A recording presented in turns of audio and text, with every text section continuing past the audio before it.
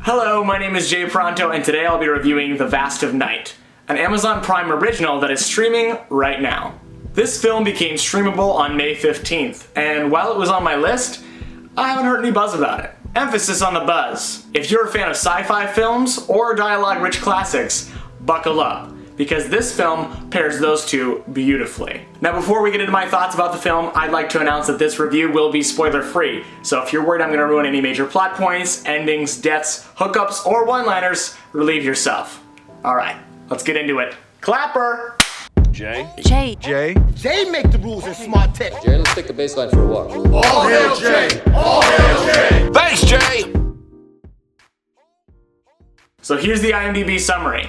In the twilight of the 1950s, on one fateful night in New Mexico, young switchboard operator Faye and charismatic radio DJ Everett discover a strange audio frequency that could change their small town and the future forever. Now, it's very clear from that summary that we are dealing with an extraterrestrial story. New Mexico, 50s, twilight, one fateful night. Again, I like to go into films with as little knowledge as possible, so this theme wasn't really stapled into my head before I pressed play, but it was pretty close. The first shot in the film pushes into an old television set that superimposes the title, The Vast of Night. It then reads New Mexico in the 50s. Taking a page out of Steven Spielberg's book, The Vast of Night uses foreign sounds to illustrate the idea of life outside of Earth. Now, it may be an homage to the great director. However, this film, written and directed by Andrew Patterson, takes a different approach to how much information the audience receives. And that is not to say that the audience is completely in the dark, just that in Spielberg's film, the audience receives more visual aids. This film had very few. As I said before, the dialogue in this film plays a key role, and there's a lot of it. However, that can be a catch-22 because it's hard to distinguish what is essential information and what is mumbo-jumbo. Now in film, everything is on purpose, but an audience's attention span is only so big, and I found myself wandering at times. For those who would like a guiding hand before they watch the film, I'll say this. The first 15 minutes is really more about understanding the characters than it is plot comprehension. There, that's it.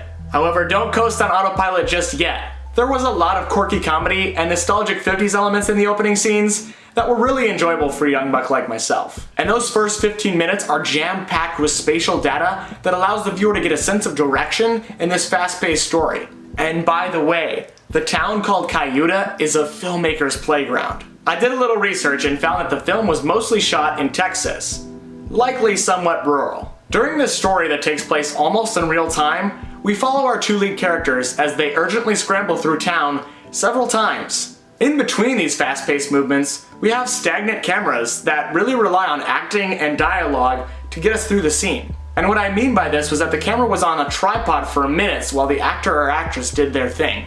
On top of this, the filmmakers enforced their idea of attentiveness by literally cutting to black mid-scene, so that the audience is forced to rely solely on their sense of hearing and nothing else. I have to say, I was really impressed with the acting in this film. Both leads are in no way A-listers, but I bet this film does good things for the dark horses, and hopefully puts them on the map.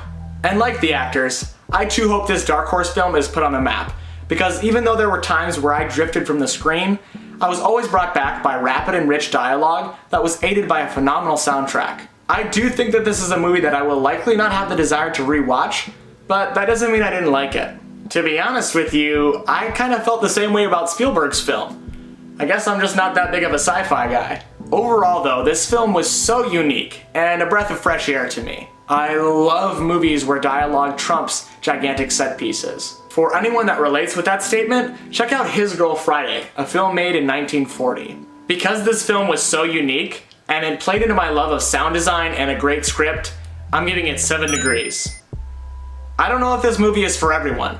It really demands your attention. I think for you to fully enjoy it, you've really gotta tune in.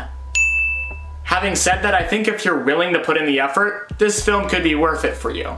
And maybe, just maybe, this film will be one that people are talking about at the end of the year. Anyway, that's all for my review of The Vast of Night. If you like this video, go ahead and give it a thumbs up. If you want to see more movie reviews, hit me with a subscribe. And as always, if you have a different opinion than mine, or just want to suggest a movie to me, go ahead and throw that in the comments below. Thanks for watching, guys. Look at the light changing, it's because it's sunset. I'm a busy boy, leave me alone.